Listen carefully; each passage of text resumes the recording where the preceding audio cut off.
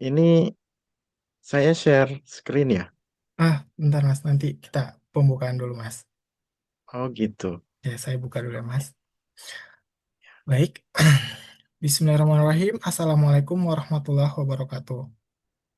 Waalaikumsalam warahmatullahi wabarakatuh. Alhamdulillahirabbil alamin, hamdan syakirin, hamdan naimin, hamdan yuafi nima'u wa yukafi mazida. Ya Rabbana lakal hamdu, kama yang bagi li jalali wajhikal karim. Selamat malam, selamat selamat malam Bapak, Ibu, para mahasiswa, dosen, peneliti, dan seluruh peserta webinar pada malam hari ini yang saya hormati. Perkenalkan, nama saya Muhammad Nur Slamet akan memandu jalani acara pada webinar malam hari ini dengan tema tips menjadi peneliti di Korea. Terima kasih kepada seluruh peserta yang sudah bergabung dari berbagai wilayah di Korea dan di Indonesia dan di belahan bumi manapun tentunya. Semoga acara ini memberikan wawasan baru tentang bagaimana memulai dan mengembangkan karir penelitian di Korea Selatan. Adapun urutan acara pada malam hari ini, yang pertama adalah pembukaan. Marilah kita buka acara webinar pada malam hari ini dengan membaca dengan membaca basmalah. Bismillahirrahmanirrahim. Kemudian selanjutnya akan ada eh, pada malam hari ini juga akan diselenggarakan beberapa gambaran nyata terkait dengan ekosistem riset dan kampus di Korea, peluang riset menjadi student di ataupun postdoc di Korea, tips mendapatkan beasiswa, dan beberapa penyampaian yang lainnya yang insya Allah disampaikan oleh Mas Ahmad Yanwar Maulana. Namun sebelum itu akan ada sosialisasi sosialisasi dari Woncare dari Ustadz Robi Muharam. Waktu dan Zoom kami persilahkan.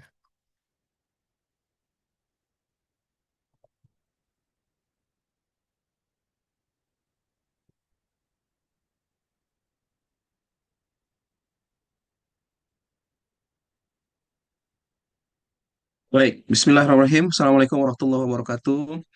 Rekan-rekan mahasiswa, mahasiswi, calon peneliti, dan para peneliti yang hadir dalam kesempatan kali ini. Selamat malam. Mudah-mudahan aktivitas kita malam hari ini akan sangat bermanfaat bagi diri kita, keluarga kita, dan karir kita ke depan. Yang mudah-mudahan juga berkumpulnya kita dalam event yang diselenggarakan oleh IMUSKA Korea ini juga adalah event yang bisa menginspirasi kita untuk berbuat lebih baik lagi di dalam kehidupan kita. Terima kasih kepada Mas Muhammad Nur Slamet atas waktu dan kesempatan yang telah diberikan kepada kami dari One Care Education. Mohon izin Mas Nur Slamet, saya ingin share screen barang 5 sampai 10 menit. Ada beberapa informasi yang bisa kami sampaikan. Sebagai pengantar apa yang akan saya sampaikan dalam kesempatan kali ini. Bismillahirrahmanirrahim. Kita simak rekan-rekan sekalian sebuah teaser yang mudah-mudahan ini mengingatkan kita betapa bersyukurnya kita dengan kesempatan yang Allah SWT berikan, dan mudah-mudahan ini juga adalah momentum ya untuk kita bisa melakukan sesuatu untuk diri, keluarga, dan kemanusiaan umumnya. Bismillah teman-teman sekalian, sebuah teaser untuk Anda semuanya.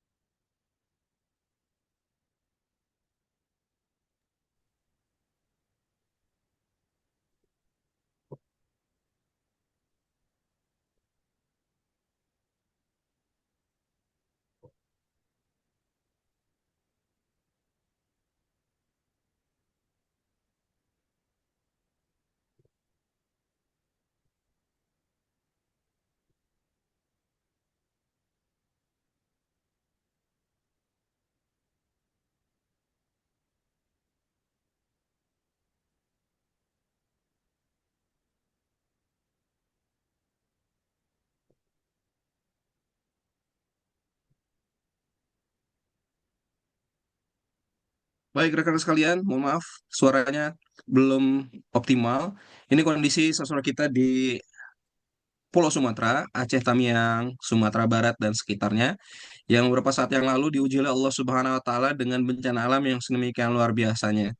Tentu ini sangat buat hati kita gerimis begitu ya, sangat membuat diri kita semuanya terharu. Kita terpanggil kemanusiaan, rasa kemanusiaan kita untuk melakukan sesuatu. Maka dari itu dalam kesempatan kali ini di momen yang sangat spesial bersama Imuska, kami mengajak dari Wonker Korea untuk bersama-sama ya. Pertama yang bisa kita lakukan adalah apa yang bisa kita sisihkan dari penghasilan kita, dari apa yang kita miliki untuk kita salurkan sebagai bantuan cepat dan tepat kepada saudara kita yang ada di Sumatera. Yang berikutnya adalah yang bisa kita lakukan teman-teman sekalian, kita juga bisa melakukan aktivitas fundraising begitu ya bersama teman-teman kita, bersama komunitas kita, bersama keluarga kita, bersama juga dengan lembaga dan organisasi kita. Sebagaimana yang alhamdulillah malam hari ini dilakukan bersama setelah bergabung Ikatan Keluarga Muslim Indonesia Korea. Alhamdulillah juga bergabung Rumaisa Korea Selatan dan malam hari ini bersama keluarga besar Imuska. Alhamdulillah kita semuanya akan berkomitmen untuk do something ketika kita mendengar ada bencana Sumatera di Nusantara kita. Mari bersama-sama dengan OneCare untuk bisa membantu 3,2 juta jiwa yang terdampak, 914 orang yang meninggal dunia. Kita rapatkan barisan, bantu saudara kita sekarang. Bisa memanfaatkan rekening donasi di Wuri Bank atas nama OneCare dan juga bisa memanfaatkan mata uang rupiah dengan saluran rekening di Bank Syariah Indonesia atas nama Yayasan Amal Peduli Berdaya Berdampak. Teman-teman sekalian, mudah-mudahan ini menjadi kunci bagi kita bisa membersihkan harta kita, bisa mensucikan harta kita, dan bisa mengundang rezeki serta harta yang lebih barokah lagi. Terima kasih atas kesempatannya dan juga kepada materi yang luar biasa, Mas Ahmad Yanur Maulana. Terima kasih atas kesempatan yang sudah diberikan juga. Selamat mengikuti event bersama Emuska dan mari Korea Peduli Bencana Sumatera. Assalamualaikum warahmatullahi wabarakatuh. Waalaikumsalam warahmatullahi wabarakatuh. Baik, terima kasih Ustadz Robi Muharam yang telah menyampaikan sejumlah hal. Sama-sama kita doakan juga para terdampak banjir di Sumatera semoga bisa segera pulih. Baik, kita lanjutkan pada agenda utama pada malam hari ini. Jadi, ya, jadi insya Allah pada malam hari ini telah bersama kita di Zoom pembicara untuk webinar menjadi peneliti di Korea, yaitu Mas Ahmad Yanwar Maulana. Saya mungkin sampaikan sejumlah perkenalan terkait Mas Ian ya, nama panggilannya Mas Ian. Mungkin kita sapa dulu. Mas Ian, gimana kabarnya Mas? Iya, baik, Mas. Oke. Udah siap Mas untuk mengisi webinar malam hari ini? Ya, insya Allah siap. Baik. Jadi Mas Ian ini merupakan saat ini eh, untuk pendidikannya sendiri Mas Ian telah lulus Bachelor of Engineering atau sarjana teknik kimia di Universitas Diponegoro, kemudian melanjutkan PhD in Chemistry di Dong-A University, South Korea. Sangat banyak experience dan pengalaman dari Mas Ian. Mungkin nanti kita bisa dengarkan langsung dari Mas Ian sendiri. Sebelum itu, mungkin saya sampaikan sejumlah aturan teknis webinar pada malam hari ini. Insya Allah, webinar akan diawali dengan materi dari Mas Ian, kemudian dilanjutkan dengan sesi tanya jawab. Peserta dipersilahkan untuk menuliskan sejumlah pertanyaan di kolom chat. Kemudian bagi semua peserta dimohon untuk mikrofonnya di-mute terlebih dahulu selama pemaparan agar acara berjalan dengan lancar. Insya Allah materi presentasi akan dibagikan setelah acara jika diizinkan oleh narasumber dan insya Allah juga akan dibagikan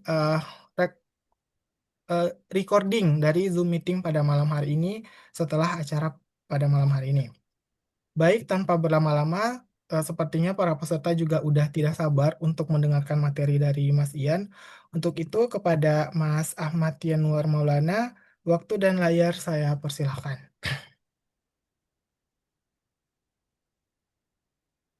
Oh iya, Mas, makasih Mas atas perkenalannya.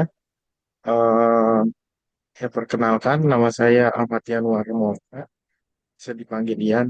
Ya sekarang saya riset eh, asisten profesor, tapi khusus untuk riset di Doha University. Ini saya izin untuk share screen. Ya, bisa kelihatan ya semua. Ya, bisa kelihatan, Mas.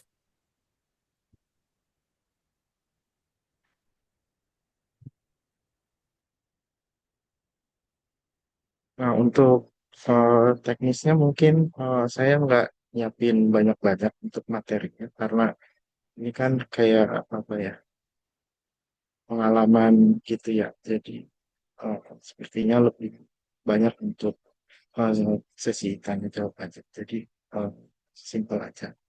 Ini saya mau memperkenalkan eh, tentang University Research Position di Korea Selatan.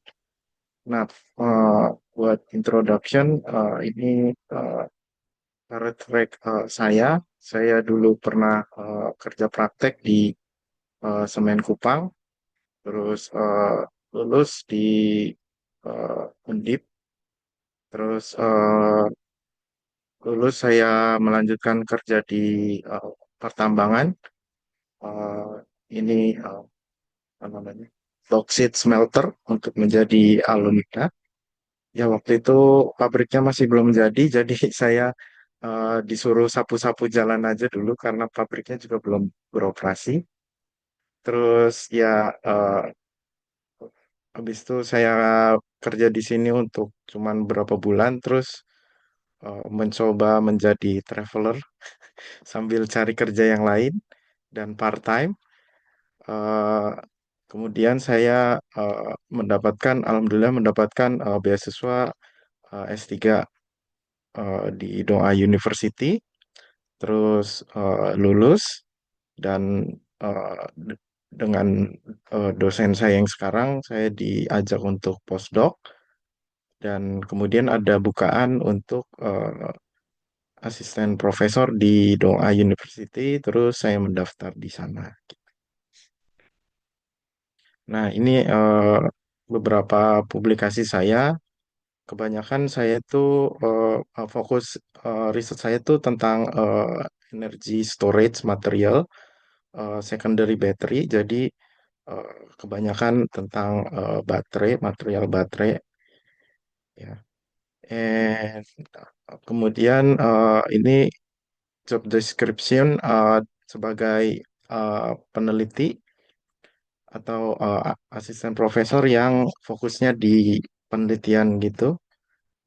Ya pekerjaannya ya mencari ide-ide untuk mahasiswa S2 dan S3, terus melakukan riset dan membantu publikasi untuk anak-anak master dan PhD.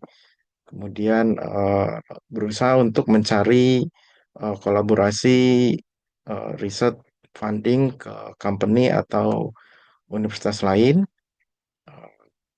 Keempat, ya kita mencari eh, riset grant, bisa di dalam Korea atau di luar juga. Yang kelima, ada bisa mengajar ya. Dan untuk yang fokus ke research, dia tuh nggak terlalu wajib untuk mengajar, jadi biasanya cuma dikasih jatah 3 SKS saja. Dan kemudian, ya ini career track untuk di kampus ya. Biasanya eh, hampir sama kayak di Indonesia, asisten profesor itu setara dengan lektor. eh, Associate profesor, kalau di Korea itu biasanya 5 sampai 6 tahun itu kita bisa naik menjadi associate profesor. Kemudian dari sini tuh 4 sampai 5 tahun jadi full professor. Nah, buat eh, kesamaan jabatan untuk di Indonesia itu asisten profesor setara dengan lektor. Kalau associate profesor tuh lektor kepala, sama full professor ya sama. Yang membedakan itu di Indonesia itu masih jarang eh, adanya postdoc gitu. Jadi eh, biasanya orang yang mau yang masuk ke kampus itu berawal dari asisten ahli kalau di Indonesia, setahu saya. Kalau di kampus luar negeri biasanya kita postdoc dulu, baru nanti ada bukaan, baru kita daftar asisten profesor. Oh, untuk di luar negeri itu asisten profesor tracknya ini ada banyak ya. Jadi, bukan ada banyak. Jadi ada fokus ke tiga. Jadi ada yang ngajar aja, ada yang fokus ke riset, ada yang dua-duanya ngajar dan riset gitu. Jadi eh, bebannya juga beda-beda. Kalau yang ngajar aja ya dia bebannya ngajar aja, nggak terlalu wajib untuk publikasi atau mencari funding gitu. Kalau yang eh, fokus ke riset, dia nanti eh, bebannya itu lebih ke publikasi yang lebih banyak dibanding dua itu yang biasa dan eh, fokus ke ngajar dan funding gitu.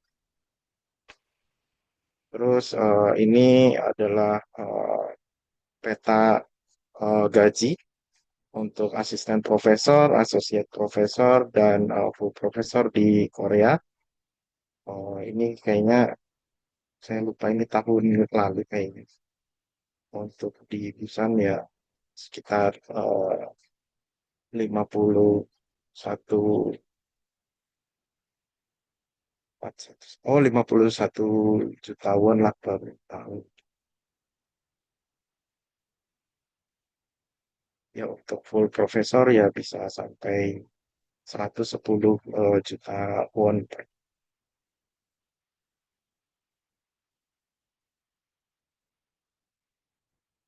Ya work culture di Korea ya mungkin kita semua mengalami ya kehidupan lab di sini kayak eh, independent work, terus tanggung jawab yang besar, terus kita harus berpikir kreatif dan mereka inginnya novelty-nya yang bagus gitu, yang baru gitu, nggak yang simple aja, terus kolaboratif dan suportif, tapi sepertinya lebih ke kompetitif dan kemudian pali-pali ya cepat-cepat gitu.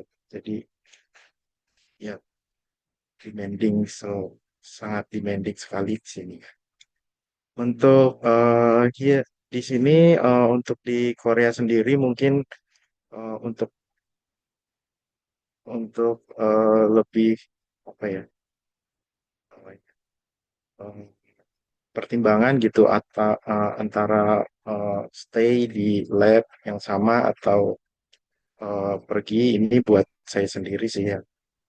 Kalau untuk stay itu di asisten profesor tuh dia stable salary, stable position, sama tidak perlu adaptasi lagi sih. Jadi ya karena asisten profesor itu yang full time itu digaji oleh universitas. Jadi kalau bedanya dengan yang besok profesor dari funding itu kalau fundingnya habis ya kita bisa kalau di-cut kapan aja gitu. Drawbacknya itu di sini saya eh, sangat sulit sebagai foreigner untuk mendapatkan funding dan juga kampus selalu meminta saya mendapatkan funding eh, per- apa namanya, scoring per 2 tahun juga gitu. Sama saya kan sekarang di profesor yang sama, jadi tidak terlalu bebas untuk berkreasi gitu. Sama sangat sulit menghandle dokumen Korea sendirian gitu. Karena kalau belum ada mahasiswa Korea bisa kayak riset satu dokumen bisa 2 jam eh, translate ke bahasa Inggris ke Korea lagi gitu. Ya, terima kasih atas perhatiannya. Ya, saya kembalikan ke moderator atau ke para peserta yang ingin bertanya. Baik, terima kasih Mas Ian atas materinya yang luar biasa. Dan di kolom chat udah ada dua, mungkin kita bisa fokus ke sesi tanya jawab aja ya untuk diskusi sharing dengan pembicara pada malam hari ini. Di sini udah ada dua pertanyaan dan pertanyaan pertama dari Mas Faizal Ade. Mungkin Mas Faizal Ade, apakah pertanyaannya perlu dibacakan atau mau disampaikan secara langsung, Mas?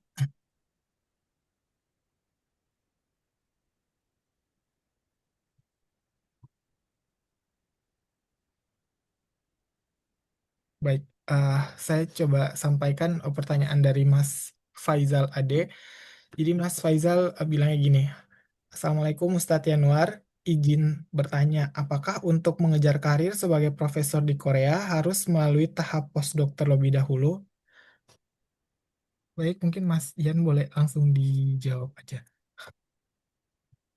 Sepengetahuan saya nggak wajib ya, tapi seperti ada jeda gitu loh. Jadi untuk mendaftar ke lowongan yang terbuka itu kayak ada apa ya? Jadi kita tuh wisuda itu bulan Agustus gitu. Nah, bukaannya tuh sebelum kita wisuda gitu loh. Jadi dan untuk mendaftar itu harus sudah ada ijazah, nggak nggak boleh surat keterangan lulus gitu. Jadi sulitnya itu. Jadi mau nggak mau kayak harus postdoc eh, kayak 1 semester dulu baru lanjut daftar gitu. Gitu sih. Kalau di Korea sebenarnya bisa langsung daftar eh, ketika lulus S3 eh, sebagai asisten profesor itu tergantung juga sih sama kampusnya sih. Persyaratan kampusnya pakai bisa pakai apa namanya surat keterangan lulus atau nggak bisa. Kalau di doa sih nggak bisa. Jadi saya terpaksa untuk postdoc. Dan sulit juga sih untuk misalnya kita baru lulus baru lulus S3 terus ujuk-ujuk daftar sebagai dosen atau asisten profesor di kampus, tapi yang bukan kampus kita gitu, kampus yang kita dulu S3-nya gitu. Jadi misal mau cari kampus lain gitu, itu susah, susah banget. Jadi biasanya tuh orang eh, untuk dapetin posisi ini di Korea tuh pasti ada campur tangan dari profesor kita sebelumnya gitu. Paling enggak di kampus yang sana gitu. Gitu. Baru nanti kalau kita udah ada pengalaman di kampus yang ini, kalau ada bukan di kampus yang lain, baru kita bisa pindah gitu. Chance-nya lebih besar. Baik, ya, terima kasih Mas Ian. Sepertinya udah menjawab pertanyaannya ya. Eh, Kemudian kalau Mas Faizal, apakah ada feedback?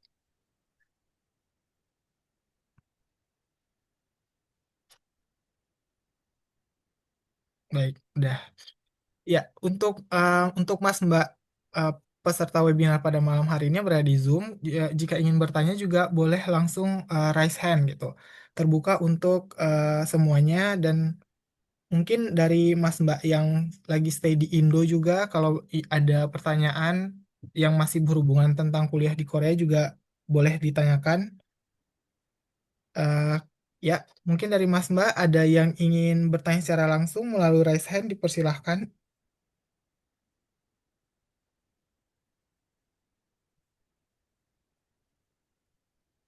Oke, untuk itu saya coba Mas Yudi. Mas Yudi mungkin ingin menanyakan secara langsung atau kami bacakan pertanyaannya.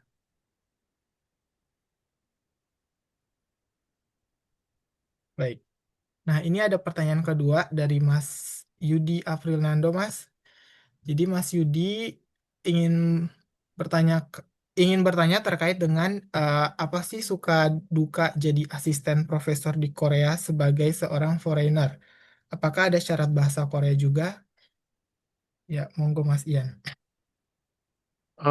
Buat syarat bahasa Korea sebenarnya kalau saya kan ada orang dalam ya, profesor saya. Jadi eh, jadi nggak terlalu perlu gitu. Tapi kalau untuk keluar mungkin sih perlu banget. Soalnya ketika saya interview dengan rektor Doa itu saya agak di tanda kutip diejek gitu loh. Kok nggak bisa bahasa Korea gitu. Kamu selama di sini nanti harus belajar bahasa Korea ya gitu. Itu sih. Dan sebenarnya kan saya waktu itu wawancara juga ada 3 pewawancara ya. Dua profesor dari luar, terus satunya itu rektor Dong-A. Nah, rektor Dong-A-nya itu eh, saya dengar sih emang nggak milih saya gitu. Tapi 2 orang profesor lain ini milih saya gitu. Jadi saya lolos gitu sih. Jadi penting sih buat bahasa Korea. Dan kemarin-kemarin juga saya ada coba cek lowongan di PNU. Dia asisten profesor juga full time buat di chemical engineering. Dia tuh apa namanya full time juga. Jadi yang bayarin kampus gajinya juga. Itu ada syarat lain. Jadi dia kontrak 2 atau 3 tahun. Tapi dalam 3 tahun itu kita harus lulus topik 3 gitu. Jadi kalau nggak lulus topik 3 bisa langsung di-cut gitu sih. Jadi penting juga sih untuk bahasa Korea. Dan juga dokumen-dokumen itu semua apa kita harus isi-isi apa namanya misal buat scoring jabatan atau urusan apa gitu di website tentang izin izin apa namanya izin keluar negeri mau conference atau refund uang buat conference atau refund uang buat apa submit paper itu semua dalam bahasa Korea gitu sih. Jadi agak ribet aja sih emang. Untuk email-email operatornya juga kita harus pakai bahasa Korea juga. Soalnya kalau pakai bahasa Inggris kadang nggak dibales gitu. Baik. Dari Mas Yudi mungkin ada feedback, Mas? Mungkin udah cukup Mas Omed, terima kasih. Baik, terima kasih Mas Yudi, terima kasih juga Mas Ian. Ya, kemudian ini di kolom chat dari Niha gitu. Dari Niha mau ditanyakan secara langsung kira-kira.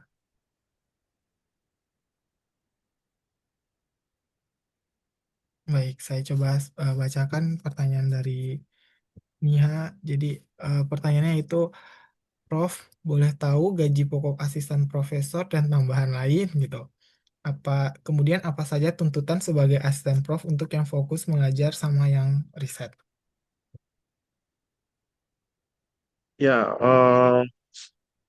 kayaknya untuk gaji asisten profesor itu beda-beda sih setiap kampus. Tapi kalau yang di swasta itu kadang memang agak dibedain antara yang Korea dan bukan. Jadi misal yang foreigner itu biasanya sih sekitar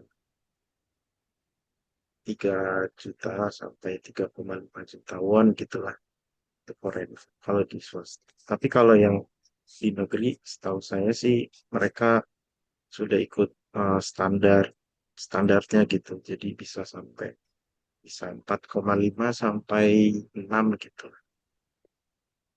Dan setiap kampus juga emang beda-beda sih. Kayak di Doa ini saya dapat bonus eh, Chusok sama Solal juga. Tapi di kampus lain itu nggak ada.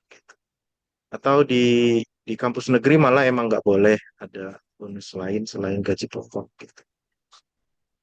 Tuh. Terus paling dapat dari insentif, gitu, insentif publikasi, terus insentif dapat funding juga ada. Jadi misal kita dapat funding 50 jutawan gitu per tahun gitu kan. Nah, itu kita ada berapa persennya masuk ke kampus gitu dipotong. Jadi yang bisa kita ambil tuh cuma sebagian gitu. Namanya apa ya? Indirect cost of ya.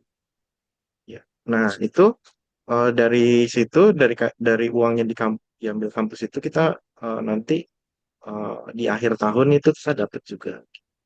Dari fundingnya nanti ada insentif sendiri, gitu. Jadi ada insentif dari funding, ada insentif dari kampus.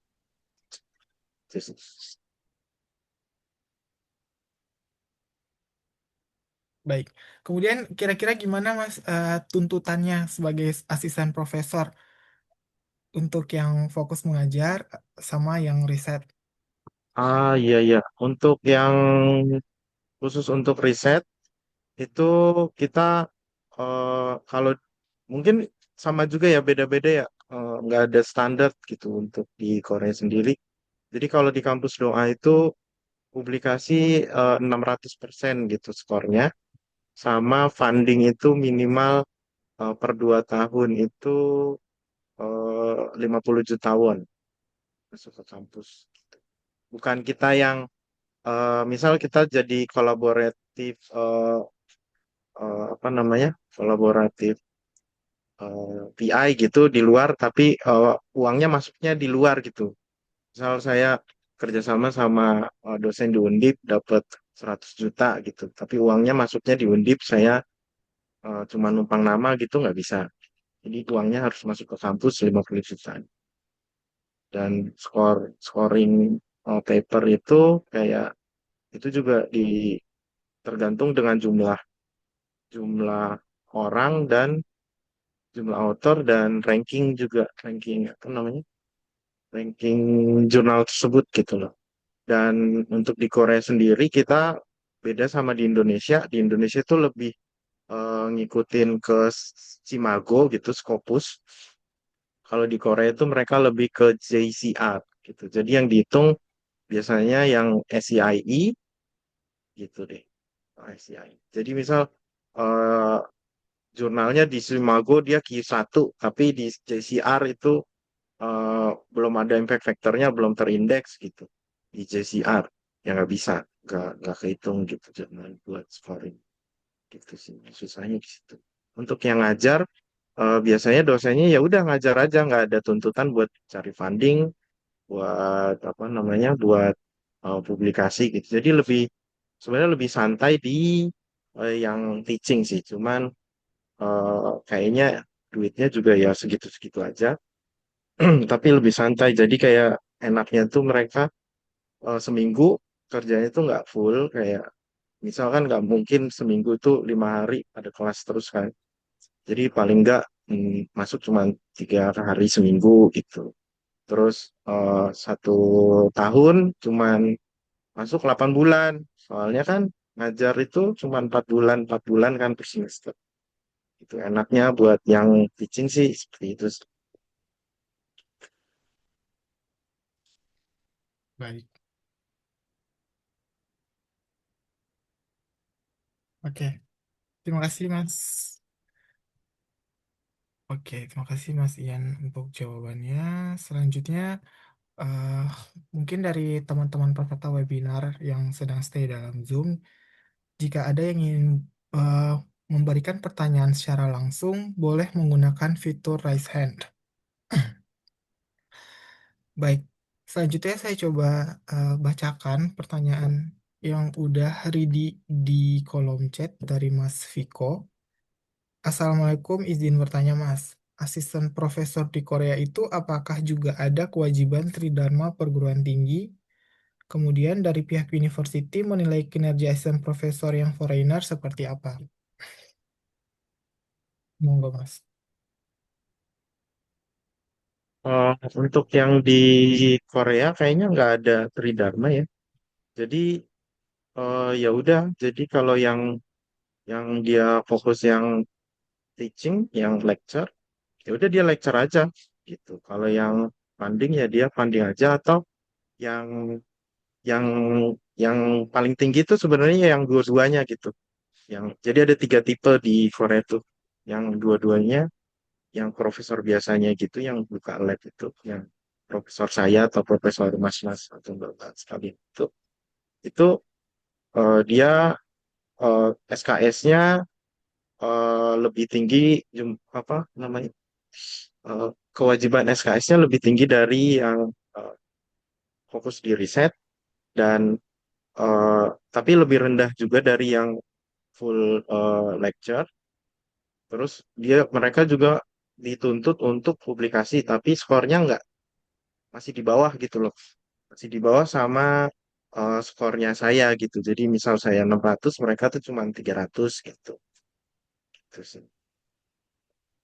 Itu aja sih.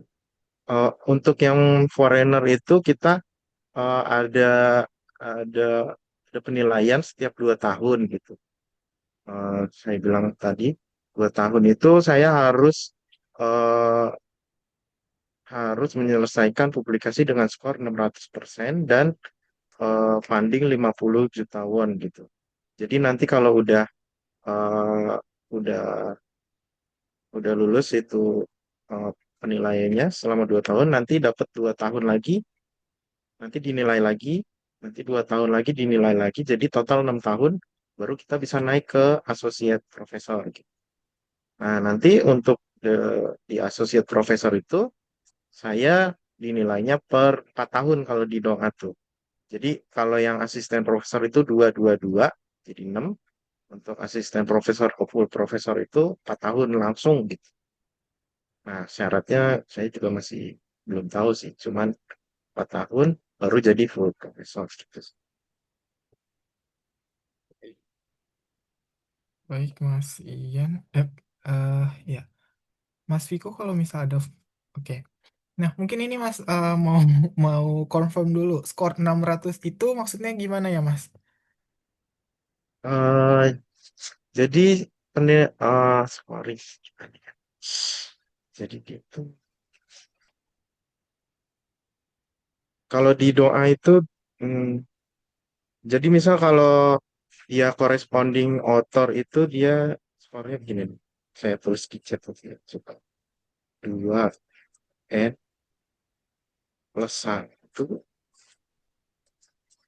dibagi, kan itu 2 dibagi N plus 1 dikali dikali ranking. Coba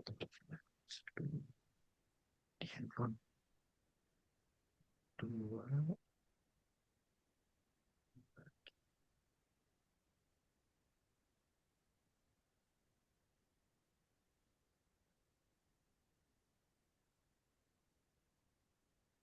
Oh iya benar. Dikali 100% terus dikali X. Nah gini nih rumusnya. Jadi kalau misalnya saya sebagai first author atau co-first author atau co-corresponding author atau co-corresponding author itu saya pembagi atasnya tuh jadinya 2 gitu loh. Terus nanti N ini tuh jumlah jumlah author gitu. Jadi misal autornya ada 4 gitu. Jadi 4 ditambah 1 5 gitu, 2/5. Nah, X-nya ini tuh dia tuh value dari ranking jurnalnya gitu. Jadi misal dia eh, kalau di doa tuh kalau 10% ranking itu dia pengali di sini X-nya itu 3 gitu. Kalau yang 20 Ya 10% 3, 20 sampai 30 itu 2,5. Terus di bawah itu, di bawah 30% itu 2. Gitu sih. Nah, nanti kalau misalnya saya cuman co-author, itu yang di atas ini jadi 1. Gitu, gitu sih.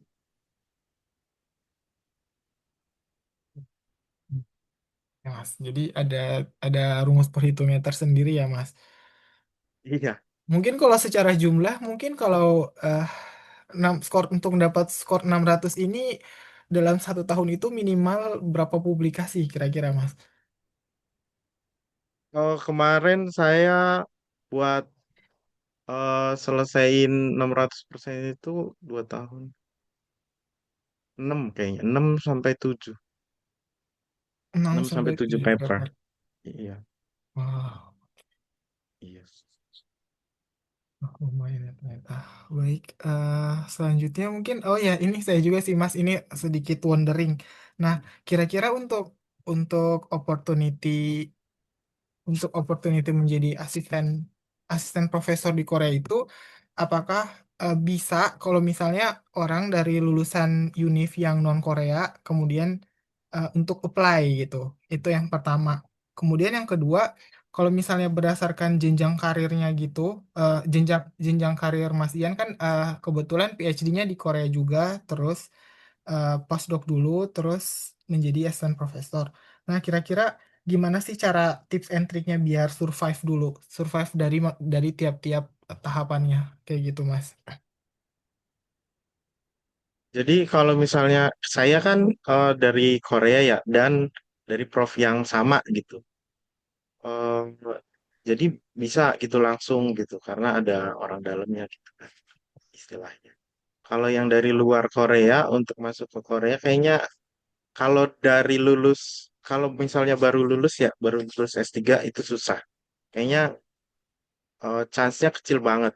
Tapi kalau misalnya dari lulusan luar dia punya ada publikasinya lumayan dan dia seenggaknya ada pengalaman jadi dosen juga gitu.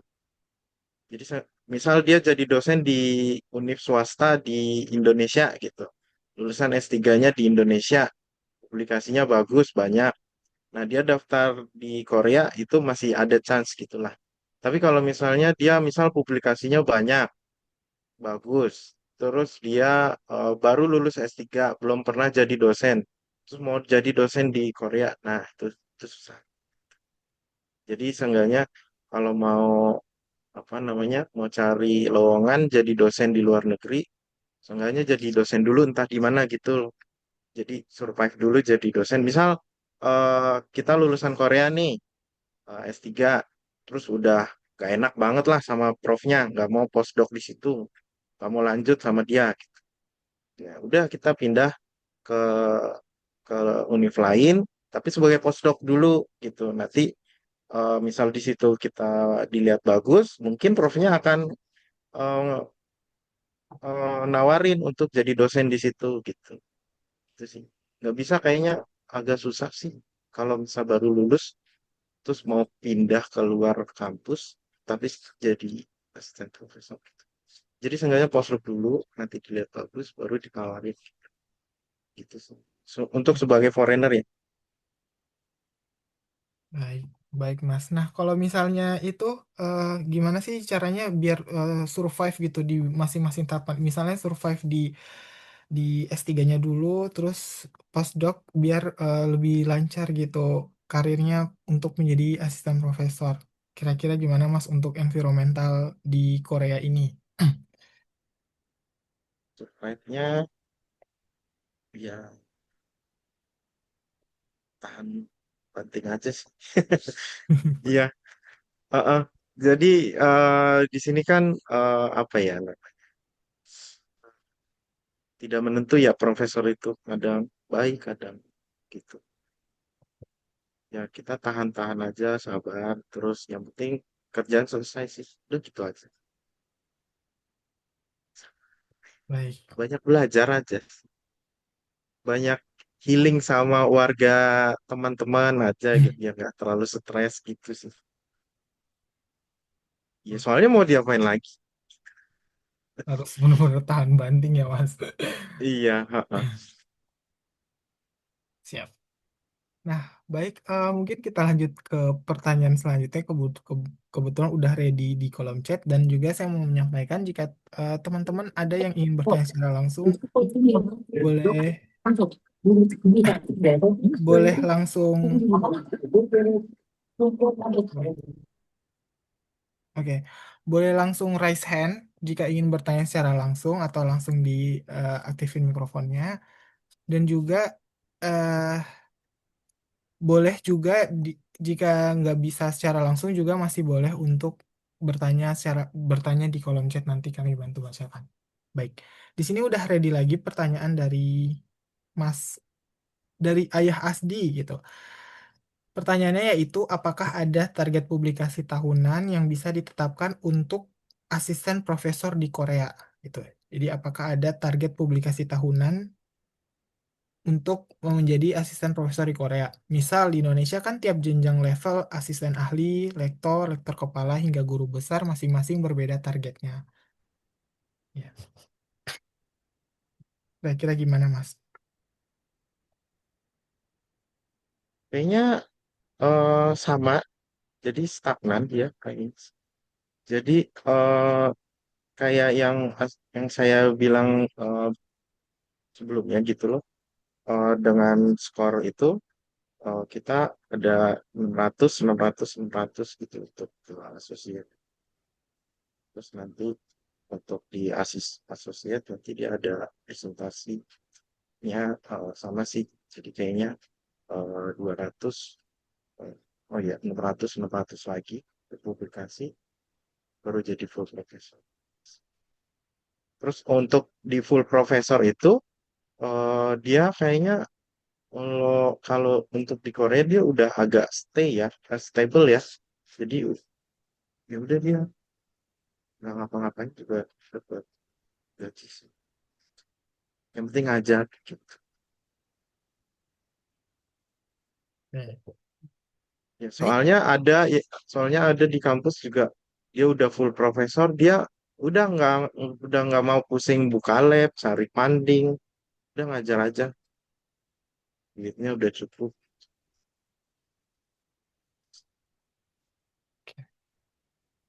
Baik, dari Mas Mas Ayah Asdi, apakah ada feedback, Mas?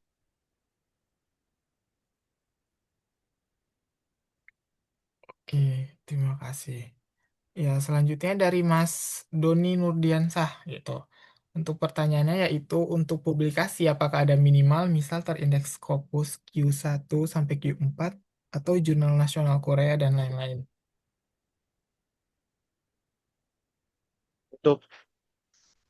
Untuk jurusan saya, oh ya di doa itu untuk jurusan saya yang natural science itu mereka nggak menghitung ranking Scopus atau di bawahnya gitu. Atau ASCI pun nggak dihitung gitu. Jadi dia S, SCIE aja untuk di natural science. Tapi kalau untuk yang di teknik, fakultas teknik atau sosial itu untuk scoring dia biasa bisa dihitung Korean Journal sama Scopus itu masih kehitung gitu.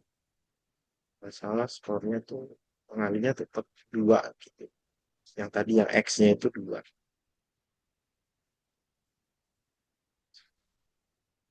Baik. Oke, jadi berarti kembali lagi regulasi masing-masing kampus juga ya, Mas?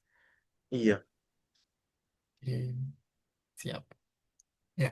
Kemudian saya melanjutkan membacakan pertanyaan dari kolom chat dari Mas Yudi Aprilando. Ustadz Yanuar izin bertanya lagi, apakah sebagai asisten profesor di Korea memiliki hak atau privilege merekrut mahasiswa S2 atau S3 bimbingan? Iya sih, bisa. Jadi misal kalau jadi tinggal kitanya aja kalau kitanya udah dapat funding, kita bisa buka lab gitu. Jadi di kampus itu sebenarnya kita profesor kita itu buka lab itu dia tuh nyewa gitu loh, nyewa ruangan ke kampus. Jadi nanti kita tinggal tanya ke kampus ada ruangan yang kosong enggak, kita sewa, kita buka lab, kita gaji mahasiswa pakai funding kita gitu sih.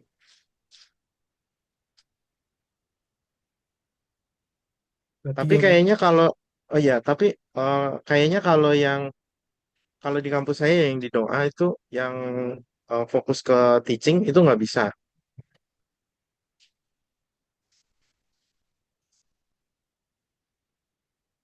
oh jadi oke. Gimana Mas Yudi, apakah udah menjawab pertanyaannya? Oke, selanjutnya ada pertanyaan lagi dari Chandra. Assalamualaikum Mas. Status 2 tahun awal itu kontrak atau udah tetap? Jika kontrak, kira-kira berapa lama menjadi dengan status kontrak untuk beralih ke jadi karyawan yang tetap? Jadi kayaknya untuk foreigner itu nggak ada yang namanya tetap deh. Jadi semi tetap gitu. Gitu sih. Ini. Nah, kalau yang di awal yang Jadi 2 tahun itu Mas, apakah statusnya kontrak atau gimana Mas? eh, itu kontrak juga sih. Iya, kontrak. Jadi kalau misal kontrak itu apakah ada opportunity untuk menjadi karyawan tetapnya atau gimana Mas? Kira-kira. Tahu saya kalau di swasta itu nggak ada deh, gitu Mas. Soalnya dia kan foreigner, kita ini foreigner ya. Kecuali kalau kita eh, sudah ganti paspor gitu, mungkin Hmm. itu baru bisa. Soalnya mereka was-was sama izin tinggal atau gimana gitu, kenapa cuma bisa dikasih 2 tahun gitu Mas. Oh, oke. Jadi mostly untuk yang foreigner statusnya kontrak ya Mas. Iya. Setahu saya walaupun eh, ada orang Indonesia juga yang udah di atas, udah full profesor juga tetap kayaknya sih kontrak deh. Jadi nggak bisa itu. Oh ya, mumpung Mas. Nah, kira-kira ini saya juga bertanya-tanya apakah ada beban administrasi juga yang kayak misalkan di Indo kalau ngurusin akreditasi atau apa segala macam kayak gitu ada nggak Mas?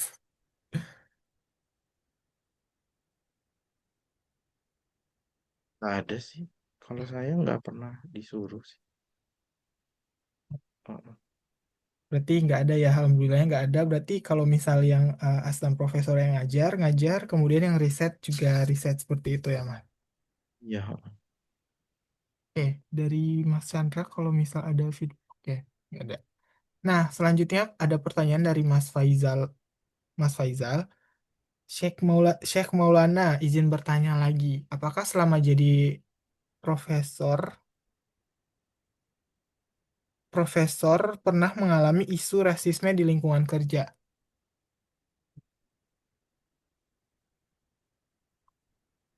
Nggak pernah kayaknya. Tapi gimana ya? Jadi misal saya pernah datang ke kumpul-kumpul profesor kimia provinsi provinsi Gyeongsang gitu loh.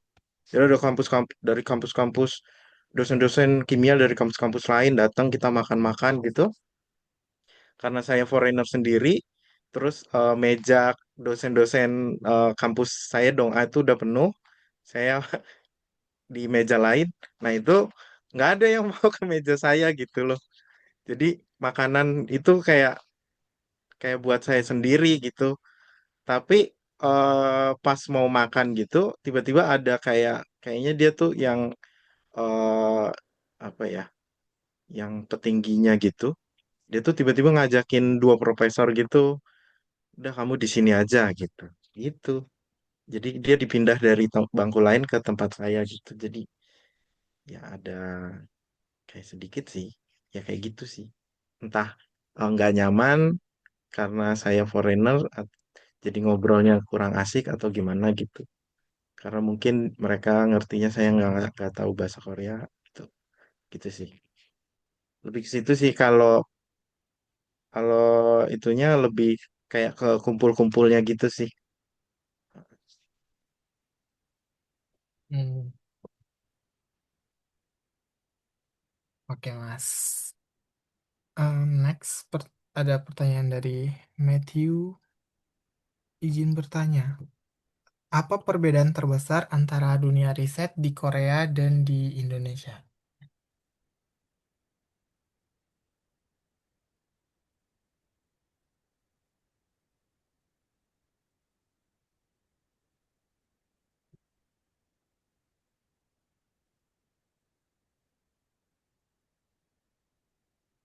Perbedaan risetnya itu ya,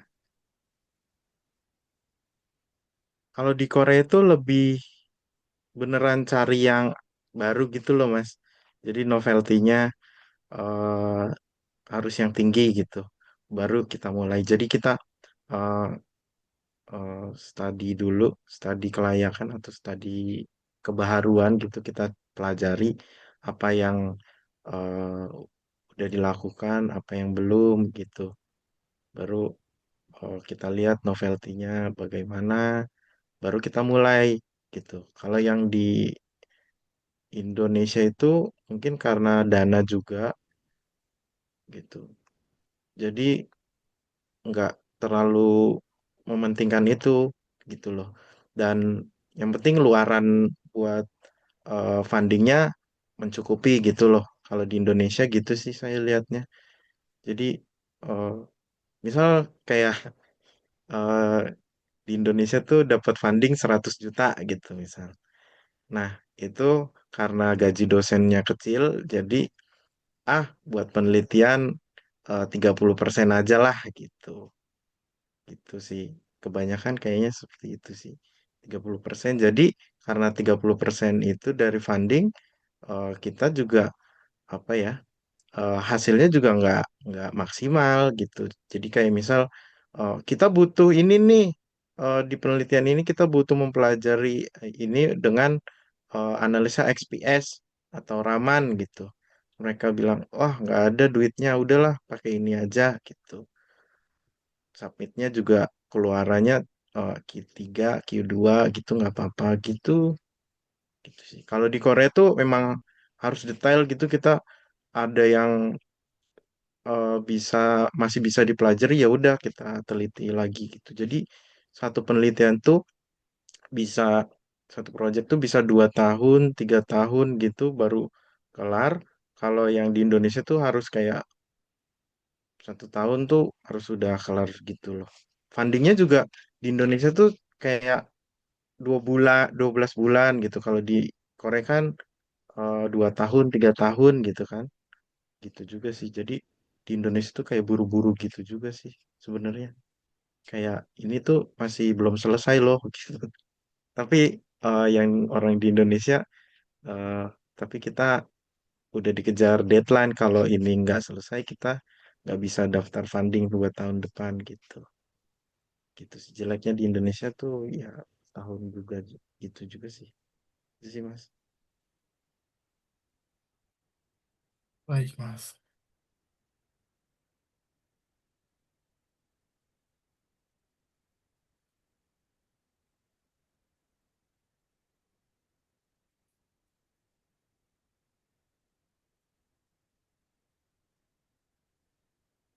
Baik. Oke. Oke, kemudian untuk Mas Mbak yang lain juga peserta webinar eh, boleh untuk mengisi link feedback yang udah kami sampaikan pada chat. Dan kemudian saya bacakan pertanyaan selanjutnya lagi dan Mas Mbak yang masih punya pertanyaan atau diskusi boleh banget untuk pertanyaannya di drop di kolom chat. Nah, selanjutnya dari Saudara Hendra.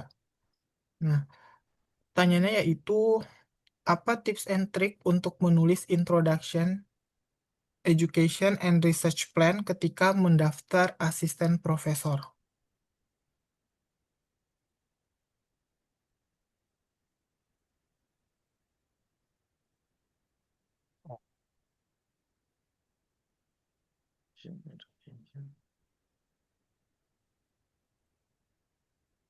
ya lebih me- menonjolkan diri kita gitu sih Mas kayaknya sih. Untuk introduction sama research plan-nya lebih lebih didetailkan gitu untuk kita mau ngapain aja di tempat itu gitu. Terus lebih ke univ gitu, mau apa namanya untuk memajukan univnya juga gitu loh. Itu juga sih Mas. Oke. Dari Mas Hendra mungkin ada pertanyaan tambahan. Sama ini biasanya latihan untuk micro teaching juga sih. Iya, Berarti dalam salah satu tahapan seleksinya ada micro teachingnya ya, Mas? iya, untuk jadi dosen di luar. Oke, baik, baik, Mas. Baik, Mas Mbak yang lain juga jika ingin masih ada pertanyaan boleh di drop di kolom chat. Selanjutnya ada pertanyaan dari Mas Doni Nurdiansah. Bagaimana cara tahu yang gampang, bagaimana cara tahu yang gampang untuk menemukan novelty dan konsisten dalam meneliti Ustadz Tian? Untuk menemukan novelty biasanya saya sih searching di Google Scholar aja gitu. Jadi kita misal mau meneliti apa gitu, suatu topik. Nah, kita kumpulin aja dari topik itu gitu loh, dibikin tabel. Eh, orang ini di topik ini membuat apa, hasilnya apa. Orang ini di topik yang sama, dia melakukan apa, hasilnya apa. Nah, kalau udah ketemu, kalau udah kekumpul semua, baru kita pikirin, oh, kayaknya ada yang missing nih di topik yang ini nih. Nah, baru kita bisa mulai di satu titik itu gitu loh. Jadi pertama kita harus tahu dulu kita topiknya mau apa gitu. Misal di baterai gitu. Kita mau apa? Materialnya kan ada banyak anoda, katoda, separator gitu. Kita fokusin ke yang pokoknya yang kekecilnya dulu gitu. Dari baterai itu yang banyak, kita misal pilih anodanya gitu.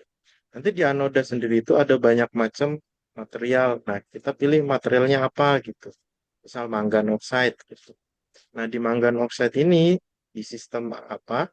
Dia udah dilakukan apa aja gitu. Nah, kita bahas gitu deh. Sama konsisten itu ya eh, konsisten untuk meneliti ya. Ya, tips and trick biar bisa konsisten gitu, Mas. Produktivitasnya bisa konsisten untuk meneliti, publikasi, dan lain-lain, Mas. Ya bekerja keras aja sih. Tapi kayaknya kalau misalnya udah berumur gitu, kita kayaknya sebagai peneliti juga udah udah nggak cocok juga untuk meneliti gitu loh. Jadi paling kita tinggal tinggal ngelihat hasil yang orang di bawah kita gitu loh. Soalnya tangan kita juga udah mulai gemeteran, terus apa ya, ya kayak udah agak kurang cocok juga buat eh, eksperimen gitu misalnya ya, kalau udah agak berumur gitu. Jadi paling ya tetap apa namanya, tetap tetap diasah eh, rasa ingin tahunya gitu loh. Itu aja sih.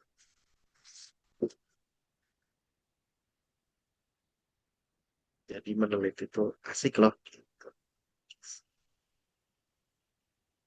Baik, baik, Mas.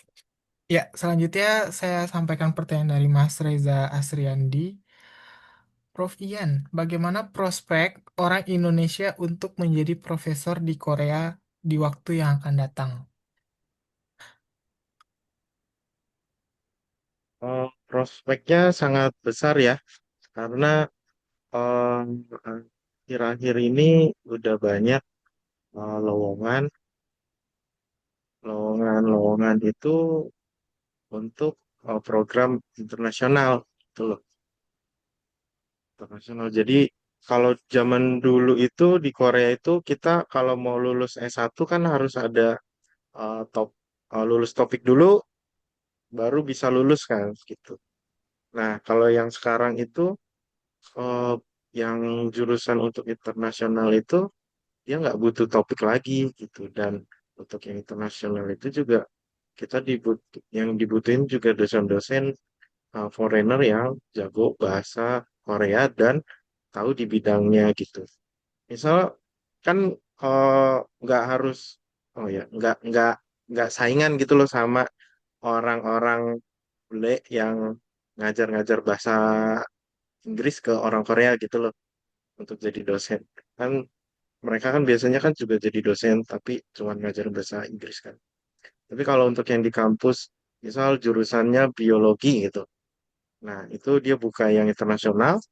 Nah, itu dibutuhin orang yang ngerti biologi dan bisa bahasa Inggris gitu. Jadi, prospek banget sih untuk ke depan.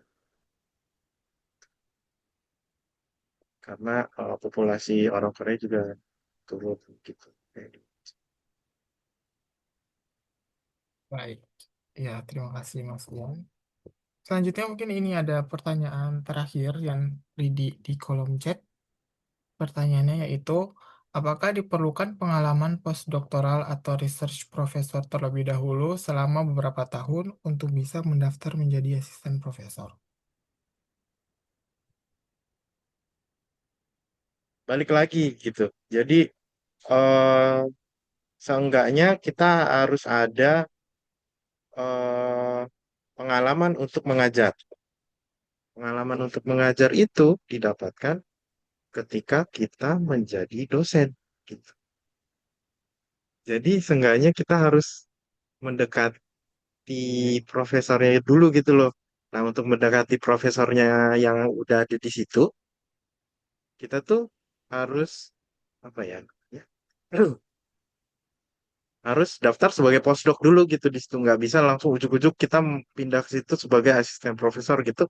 Itu agak susah gitu loh. Kita nggak ada pengalaman ngajar, baru lulus, ya udah gitu. Jadi mau masuk ke instansi lain, ya kita masuk sebagai postdoc dulu gitu loh. Itulah gunanya postdoc gitu. Nah, nanti supervisor kita ngelihat kita bagus, baru dimasukin ke dosen. Atau ya kita jadi dosen aja. Misal kita lulus S3 di Korea gitu. Postdoc. Atau nggak usah postdoc, kita langsung pulang ke Indonesia sebagai dosen. Nah, di Indonesia sebagai dosen kan gampang tuh. Jadi dosen di Indonesia kan eh, apalagi lulusan dari luar negeri S3, jadi dosen di Indonesia kan agak lebih mudah kan. Jadi dosen di Indonesia ngajar, punya pengalaman ngajar, pengalaman paper ada, baru keluar lagi ke luar negeri gitu, cari eh, pekerjaan sebagai dosen langsung gitu. Jadi nggak usah postdoc, itu bisa gitu. Jadi ada banyak jalan ya Mas untuk menjadi asisten profesor. Iya iya gitu. Oke. Jadi Dari Mas, yang penting tuh ada pengalaman ngajar dan ada pengalaman ada apa namanya publikasi yang kuat. Jadi dua itu.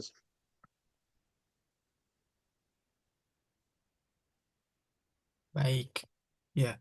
Dari Mas Hendra, oh ya sama Mas Reza juga mungkin jika ada feedback.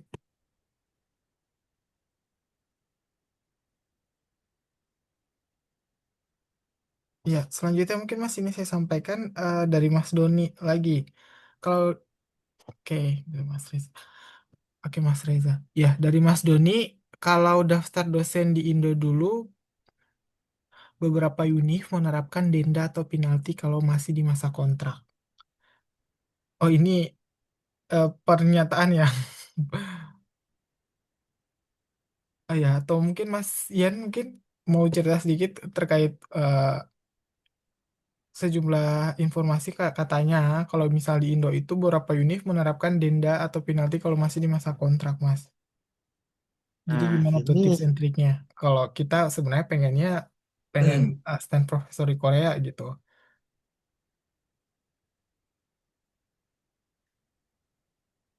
Biasanya kalau di swasta itu kayaknya nggak ada deh. Nggak ada apa namanya kontrak semacam ini gitu. Kalau yang ada ini biasanya di negeri gitu. Dan banyak rekan-rekan di negeri juga biasanya tuh memang diancamnya dengan eh, penalti suruh bayar gitu misal. Tapi dia yang saya tahu mereka tuh karena apa ya? Karena rekeningnya itu atas nama rektor. Jadi kalau kita didenda, nama apa bayarnya tuh ke rekening rektor itu gitu loh. Jadi ini uang dari mana nih gitu. Jadi itu jadi satu temuan sendiri. Jadi nggak ada dasar juga. Jadi mereka juga sulit juga ambil penalti gitu. Cuman penaltinya paling eh, kalau kita mau daftar lagi, misal kita udah keluar nih, terus kita mau daftar lagi sebagai dosen PNS di Indonesia, nah itu yang susah gitu. Baik, ya, ya. Terima kasih Mas Ian, penyampaian materi yang luar biasa dan sangat bermanfaat untuk kita semua. Sedikit review ya, tadi kita sudah mendapatkan materi dari Mas Ian terkait dengan eh, job description research atau asisten profesor di Korea, terus juga dari karir tracknya, perbedaannya di Indonesia dan Korea, terkait salarinya, terkait dengan budayanya, kemudian advantage-nya, dan juga tadi ditekankan terkait dengan kalau misal publikasi itu terkait dengan novelty-nya yang lebih tinggi, terus membedakan apa yang udah pernah dilakukan atau belum. Terus juga menjadi asisten profesor di Korea juga tentunya ada target scoring scoring dan masing-masing kampus regulasinya beda. Misal scoringnya 600 dan tata cara perhitungannya juga dikembalikan kepada masing-masing kampus juga. Terus tips and triknya itu kita bisa untuk apply-nya itu bisa dengan menonjolkan diri sendiri dan juga kita punya rencana untuk majukan univnya juga. Juga terkait dengan budaya di Korea yang tentunya pali-pali atau cepat dan tentunya juga untuk mendaftarkan diri ke asisten profesor biasanya setelah lulus eh, PhD kita postdoc terlebih dahulu karena ada ketentuan ijazahnya ijazahnya udah terbit ya, nggak bisa pakai sejenis SKL. Dan jangan lupa juga ketika berkarir di Korea kalau bisa tahan banting dan sabar gitu, sabarnya diperluas biar kita bisa survive berada di Korea ini. Baik, terima kasih Mas Ian. Mungkin dari Mas Ian ada closing statement sebelum kita menutup webinar pada malam hari ini. Ya, jadi tetap semangat buat semua yang masih berjuang sebagai mahasiswa postdoc di Korea gitu. Eh, Tetap sabar dengan supervisornya dan semoga sukses sama penelitian-penelitiannya dan karir ke depannya. Itu sih Mas, itu aja. Baik, ya, terima kasih Mas. Baik, terima kasih. Setelah sesi tanya jawab, tentunya kita sudah berada di penghujung acara pada malam hari ini. Selanjutnya mungkin kita bisa foto bersama terlebih dahulu ya. Dari Mas Mbak yang bisa mengaktifkan kameranya, monggo kita biar bisa di capture nih. Ya, dari Mas Mbak yang bisa mengaktifkan kamera, boleh. Kami tunggu dalam.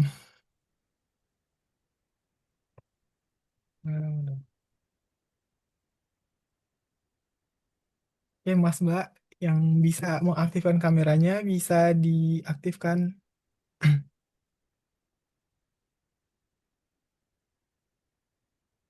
Baik, saya hitung mundur 10, 9, 8,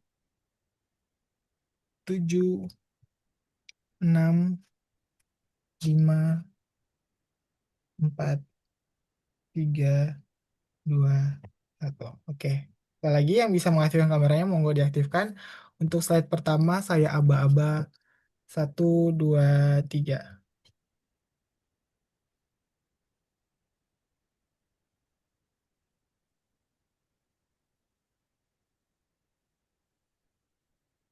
Baik, selanjutnya untuk slide.